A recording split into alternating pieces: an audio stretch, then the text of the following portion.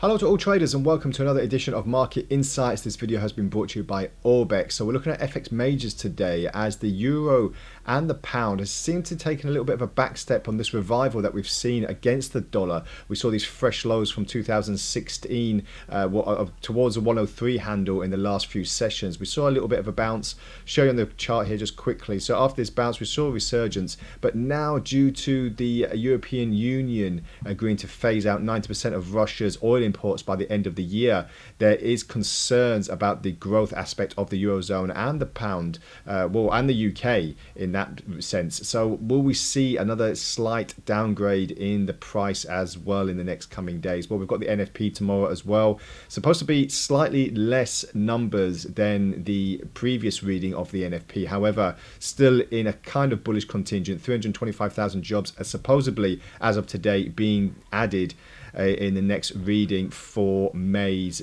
data, so we'll see how that goes. So yeah, the eurozone is not showing any signs of relief at the moment. You know, really high inflation, and the UK. I'm saying eurozone because obviously with Brexit and everything, but obviously the UK is still in Europe. It's just not in the European Union, but it still is affected by all the comings and goings by Russia.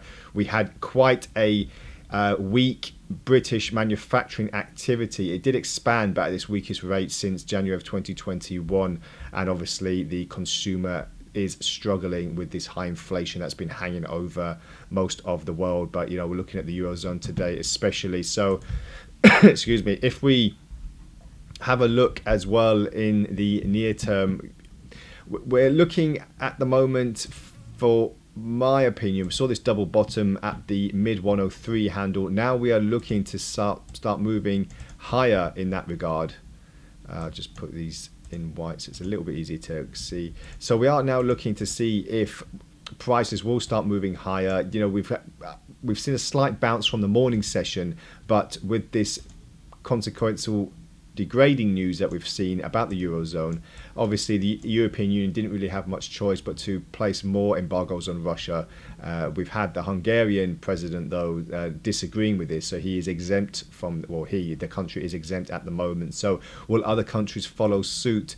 We'll have to wait and see. But you know, if we look on the intraday, prices are actually trading just slightly off under the Ichimoku cloud, sorry. So it gives us an indication that prices still could start moving higher. However, we are in a bit of a bear market at the moment. So don't forget, with every degrading piece of news that we're hearing at the moment, fundamentals are really taking over the technicals at the moment. So you know, we are looking at this big downturn now that could see prices start falling and testing towards the 105 handle, hence the headline, are we looking for another test at the 105? We'll have to wait and see. The NFP numbers tomorrow will give us a good indication on where the American market is going, and that could obviously affect the eurozone as well. So if we look at the pound, we are now obviously in tandem with the euro dollar. You know, the pound is looking to see what the next move is. And if we just look on the daily chart, as you can see, move up to the upside and then move to the downside here. This is due to the fact that, again, how much fuel and gas is going to, where is it going to come from the eurozone? America has said that they will actually start helping, but it can't really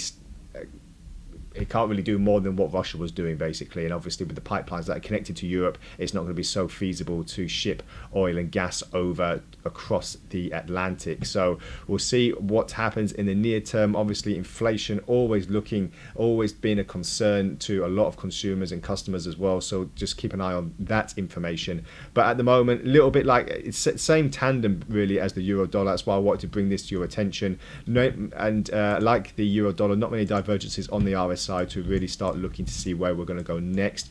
But more interestingly enough, we did see this 100 pip move to the downside, actually 125 pip move to the downside yesterday for cable, and now we're seeing a little bit of a bounce, a good support here at the 120 mid 124 handle, and now moving higher slightly. But we are engulfed in the Ichimoku cloud, which is a big indication that we could see consolidation and a little bit of move back to the downside. So we'll see what comes into fruition in the next few trading sessions.